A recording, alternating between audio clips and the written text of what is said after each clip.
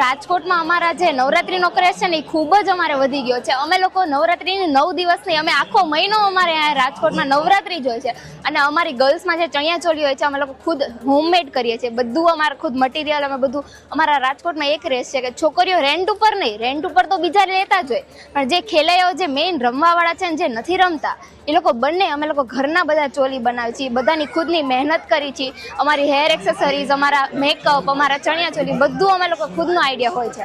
અને અમારા રાજકોટમાં એક વસ્તુ એ છે કે અમે લોકો રમીએ કે ન રમીએ પણ અમારે નવરાત્રી આવે ને એટલે આખા ગામને ખબર પડી જાય કે અમારે નવરાત્રી આવી ગઈ છે. અમે અત્યારે ખેલૈયા રાસોત્સવ વનડેમાં આવ્યા છીએ. રાજકોટમાં એકચ્યુઅલી નવરાત્રી ચાલુ થવાની હોય એના 15 દિવસ પહેલાં જ નવરાત્રી આવી જાય છે અને 15 દિવસ પછી બાય બાય નવરાત્રી, 15 દિવસ પહેલાં વેલકમ નવરાત્રી. અને આજકાલ નવરાત્રીમાં આપણે જોઈ રહ્યા છીએ કે નવા નવા સ્ટેપ્સ આવી રહ્યા છે, જેવા કે મંડલી રાસ આવ્યા છે. જે મંડલી રાસ આપણે અમદાવાદ બરોડામાં રમતા હોય છે એ રાજકોટમાં બી આજકાલ રમી રહ્યા છે.